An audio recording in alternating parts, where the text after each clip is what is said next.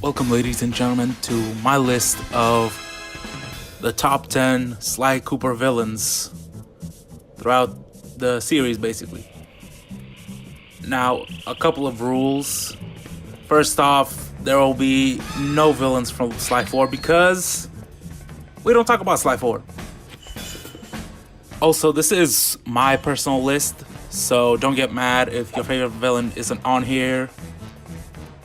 Or if you disagree with me at some point, but it's fine. Do that all in the comments. I don't mind. Do what you gotta do. Now, at number 10, we have Captain Lefouille. And you might be thinking to yourself, what the hell? Is that a pirate? And yes it is. Lefouille is actually a pirate captain from Bloodbath Bay, the last true pirate settlement left in the world whose inhabitants adhere to the traditions set by their ancestors. Lefouille is the self-proclaimed smartest man on the 7 seas, which is a pretty apt title since he does outsmart the Cooper gang on multiple occasions. He is Bentley's rival. He kidnapped Penelope, he stole Dimitri's treasure, and he lives in a skull. The only problem I have with him is that his part of the story doesn't seem personal like it does with the other villains. He just kind of shows up and becomes the main antagonist. Overall, however, he is a great thorn in our hero's side and therefore deserves his spot among the villains of this list. Side note, he is one of the few Sly Cooper villains to actually die on screen. He gets eaten by sharks. At number 9, we have Mugshot. Now, Mugshot is a bulldog who lives in a giant fire hydrant in the middle of the desert, a la Las Vegas. Mugshot grew up as a weak kid and got bullied a lot, but got inspired by crime movies to become tougher than everyone and became a gangster. Along the way, he joined Clockwork in killing Sly's father and taking some of the pages of the Thievius Raccoonus. The only reason Mugshot is really on this list is because I find him endlessly entertaining. He speaks with this kind of Jersey accent and is a bit stupid, often mispronouncing words, which makes talking to him a delightful spectacle. Also, he walks on his freaking arms. Or front paws, I guess. And like all his life, all he did was pump up his arms and chest, but not a single day on legs. Can't skip leg day, bro. Also, he might be a vampire because he's apparently weak to sunlight, because if you turn some mirrors on him and hit it with sunlight, he apparently dies or his guns explode or something, which is not something I really understand. But either way, still cool. But yeah, even though he is a bit silly, he did kill Sly's dad, so he does deserve a spot on this list. Now, Don Octavio is another dog. This one is different because his backstory is amazing. The Don used to be an opera singer, of all things. But as soon as rock and roll became popular, he was out of a job. So he became the leader of the mafia. Now, if that's not inspirational, nothing is. His whole evil plan is just to make everyone come to his opera recital. It's just that the way he does it is a bit villainous. He pollutes the waters of Venice just because he's a bit of a dick. He does kidnap Bentley, but he gives him back, so I'm taking some points off for that. But then he totally redeems himself by demolishing a building, killing probably dozens of people, so it evens out. ultimately, he deserves a spot on this list for his incredibly inspiring backstory and blatant disregard for human life. And what I think is an ironic twist of fate, he actually finds fame as an opera singer in prison. So, I think things worked out for him in the end. Are you scared of spiders? Good. That's the point. It's supposed to be unsettling. The Contessa is a big ass black widow. A spider, essentially. So that makes her already a bit unsettling, especially for certain people. Contessa married a rich aristocrat in her young age and then quickly poisoned him in order to possess his wealth. With that newly acquired wealth, she proceeded to make her home into a psychiatric facility, where she hypnotizes criminals into revealing their wealth, which she then steals. It should be noted that she is the only villain to ever capture Sly and imprisonate him. I honestly hate her the most out of anyone on this list, simply for the reason that she made me, the player, feel unsettled. She also lives in Prague, which, as we all know, is a pretty creepy ass town, which only adds to her unsettling demeanor. She made Sly sit in a hole for like a month, almost turned Murray insane, and made Bentley fend for himself. And he's a turtle. She truly is the mistress of chains. The Panda King is a panda bear, duh. But he was also another one of Clockwork's pals who assisted in the murder of Sly's father and the subsequent theft of the Thievius Raccoonus.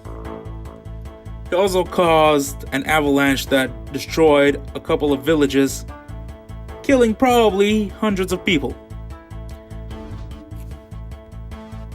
But the most heinous crime of all is that he talks like he's in a kung fu movie. The Panda King was born piss broke in a village in northern China, and as a young boy he saw the wondrous fireworks dance in the night sky. So he became inspired and developed his own fireworks, but was shunned for doing so because he was poor. So he instead turned his fireworks into weapons and then proceeded to kill all those who shunned him. We do know that he has at least one sister and a daughter who he cares deeply for, so he's not all that bad. He also has what I might say is a split personality disorder, or something like that. I don't know why, but I thought I should mention it. Yeah, he is a mass murderer and all that, but honestly, he's not all that bad. Marry you. She's a woman. She doesn't know up from down. Now, don't you just want to punch this dude right in his smug face? Well, don't worry. You get to. Don't you worry. This villain is honestly hilarious, to me at least. He's just so over the top, making him so unlikable that it's just funny. He's no pushover, however, being able to go toe-to-toe with Sly in terms of combat. He also managed to see through the Sly Cooper's disguises and sabotage their plans. Probably his worst offense is that he kidnapped Panda King's daughter and was going to force her to marry him. In terms of physical ability, he has the ability to fly short distances. Probably because he's a rooster, and roosters, as far as I know how to fly. And he likes to use a weaponized shield as a weapon. I don't know why. That's his choice, I guess. And for some reason, he's able to use magic and uses it in order to resurrect the dead to do his bidding. And he can summon dragons. Overall, I'd say that General Tao is a very cunning individual that definitely deserved what happened to him.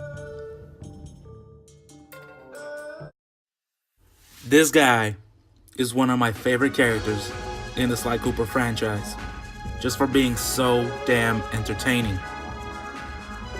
Now, Dimitri is a literal lounge lizard, and he acts like it every chance he gets. As a young man, he wanted to become an artist, but couldn't become one because he was weird and the artist didn't like his weirdness. So he took the next logical step and became a crime boss. Honestly, he's not even a good villain. The only thing he did that was illegal was make counterfeit cash and maybe sell drugs. But that's about it.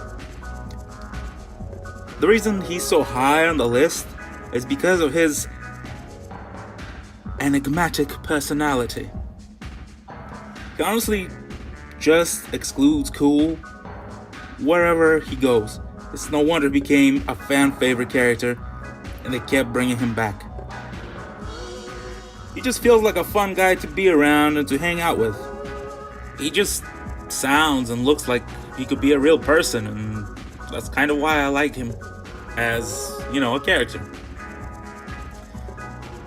Now, before I end this segment of the video, I have to say one more thing. My suit is greasy sweet! After this point, all the villains on this list pose a serious threat to Sly and his gang. Dr. M is a monkey of some kind. They used to work with Sly's dad, being the Bentley of that group. Basically the one who came up with plans and strategies and machines and all that. Feeling as if he were betrayed by Sly's father, Dr. M proceeded to try and steal the Cooper Vault's treasure. He built a fortress around the island that housed the treasure and killed whoever got near it. Needless to say, the Doctor is incredibly intelligent, creating many machines, as well as creating mutant creatures that he can control. In the first few moments of the game, we see him kill one of his own lackeys for a simple mistake. He is also the closest villain to almost kill Sly, which only failed thanks to the efforts of Carmelita. Being obsessed with treasure, he chose to be buried alive with it rather than part from it, showing how truly mad and insane he really was. Never being able to let go of the past is what truly ruined him. And thanks to that, he was never able to recover, blaming Sly for the sins of his father, and he paid the price for it with his life. This one hurts the most, mainly because I, as the player, felt betrayed. Neela is a Bengal tiger, as far as I can tell, that in the beginning of the game seems to help Sly and the gang, and is seen as a potential love interest for Sly. This all goes out the window when she betrays the team, throwing them in prison. Later on, she betrays literally everyone else she comes across in order to achieve her own goals. She betrays Carmelita, the Contessa, and finally Arpeggio in order to possess Clockwork's body.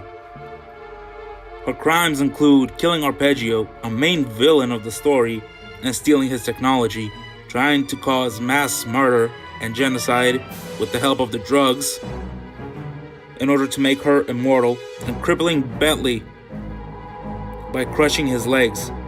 She was by far the most effective villain, driving the team apart, testing their resolve, mentally, physically, and emotionally. She made the same mistake as Clockwork by throwing away her humanity. She doomed herself ultimately in the end.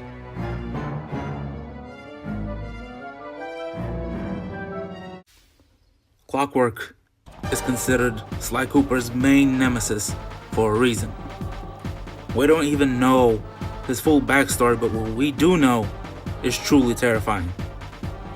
We do know that he was once a gigantic owl that became jealous of the Cooper legacy, and that jealousy eventually turned to hatred. In his anger, Clockwork decided to replace his mortal body with machinery, turning himself immortal and hunting down the descendants of the Cooper clan for all time. It is implied that he murdered each and every one of Sly's ancestors, always leaving behind an heir for him to hunt to keep himself immortal, because his hatred is literally what is keeping him alive.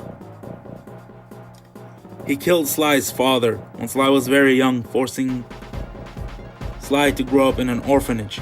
To be honest, that's all we really know about him, and we might never know more than this. We do know that he likes hanging out in Russian volcanoes though, so that's something. Using murderous intent and hatred to keep himself alive, Clockwork truly is the one true nemesis of Sly Cooper. Hope you guys enjoyed this list. Please don't forget to like, share, subscribe, comment, all that nonsense. And I'll see you next time. Bye.